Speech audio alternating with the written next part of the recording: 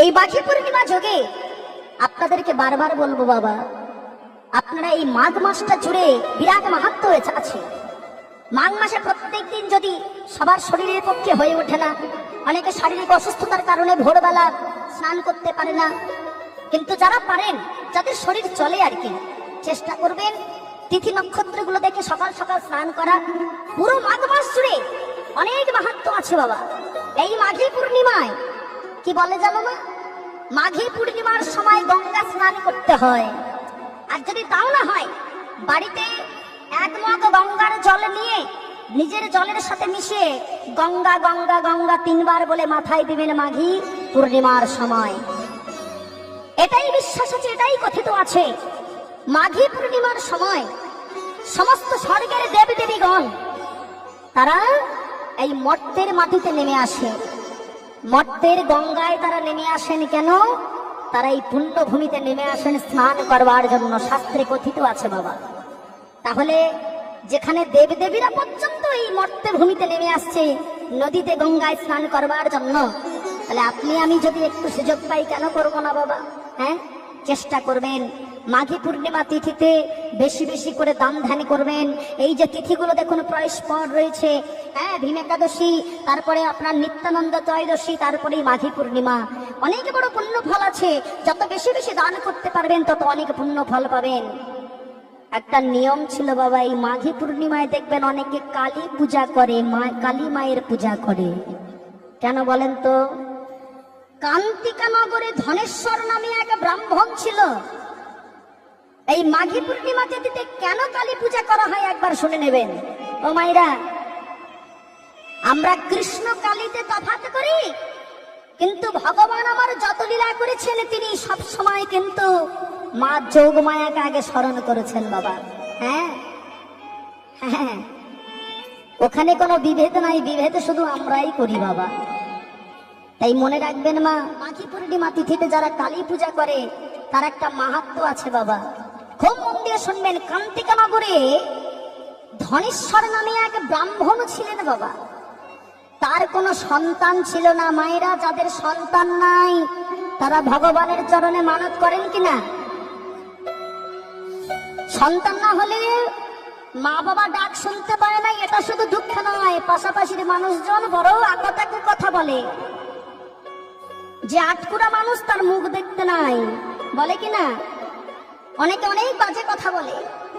এই ধনেশ্বর নামে যে ব্রাহ্মণ ছিল, এটা মাঘী পূর্ণিমার মাহাত্ম্য বাবা। কেন কালী পূজা করা হয় দেখো, ওই দিন অনেকে কালী পূজা করে। তা তিনি গিয়েছিলেন এক রাজার দরবারে ভিক্ষা চাইতে দুপুরের সময়। এখন সেই রাজার রানী তাদেরকে দূর করে তাড়িয়ে দিয়েছে। কেন? যে তোমাদের কোনো সন্তান নাই আর তোমাদের মুখ দেখলে আমাদের দিন ভালো যাবে না, তাই তোমরা কখনো আমার বাড়িতে আর কোনোদিন ভিক্ষা চাইতে আসবে না। তা সেই ধনেশ্বর নামের যে ব্রাহ্মণ আর ব্রাহ্মণী মনে বড় কষ্ট পেল বাবা। তারা পথ চলতে গিয়ে হঠাৎ এক ঋষির সঙ্গে দেখা। তা সেই মুনি ঋষি ব্যক্তি তাকে বলল, শোনো বাবা, এই যে মাঘী পূর্ণিমা যে তিথি, এই মাঘী পূর্ণিমা তিথিতে তুমি বড় করে কালী পূজা করো, দেখবে তোমার কোল আলো করে সন্তান আসবে। তারপরে সেই মাঘী পূর্ণিমা তিথিতে সে করলো কালী পূজা। আর কালী পূজা করার পরেই তার কোল আলো করে আসলো পুত্র সন্তান। তাই অনেকে দেখবেন এই মাঘী পূর্ণিমা তিথিতে কালী পূজা করে। হ্যাঁ, আর আপনাদেরও বলবো, যারা কালী পূজা করেন খুব ভালো, আর যারা কৃষ্ণ পূজাও করেন, ওই দিন আপনারা ভোরবেলা স্নান করে সুন্দর করে বাড়িতে কোনো যদি পারেন ব্রাহ্মণ বৈষ্ণব যদি আসে, দান ধান করে যদি কিছু পারেন তো সেবার ব্যবস্থা করবেন, কিছু দান করবেন, অনেক পুণ্য ফল আছে বাবা। কথায় বলে যেমন কর্ম তেমন ফল। আপনি যদি ভালো মানুষ হন, আপনার কোল আলো করে সন্তান ভালো আসবে। আর আপনি যদি কুমাতা হন, তাহলে কু সন্তান আসবে বাবা।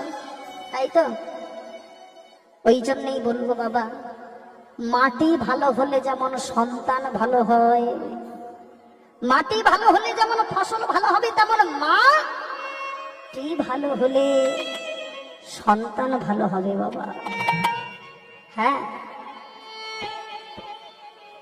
তাই আপনাদেরকে বলবো, মনে করে দেখুন,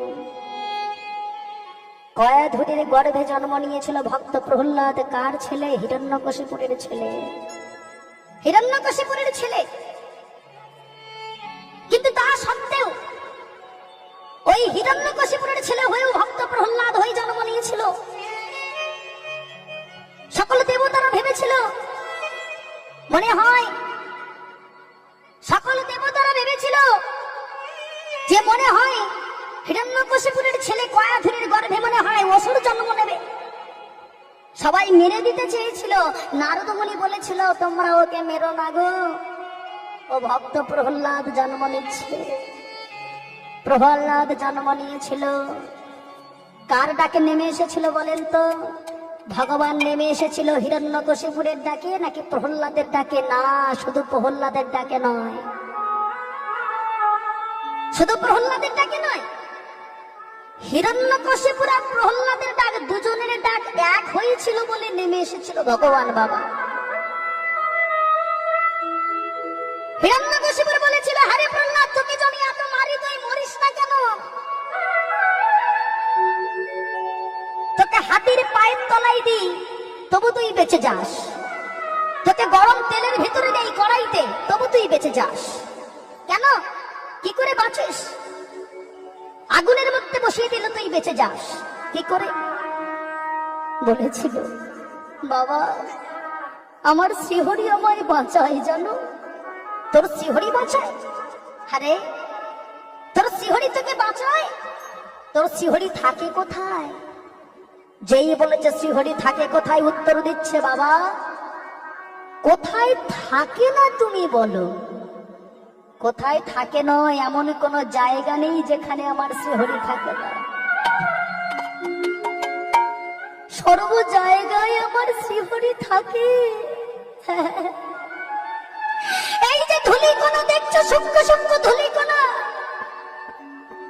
এর ভিতরেও আমার ছোট্ট হরি লুকিয়ে আছে, জানো বাবা?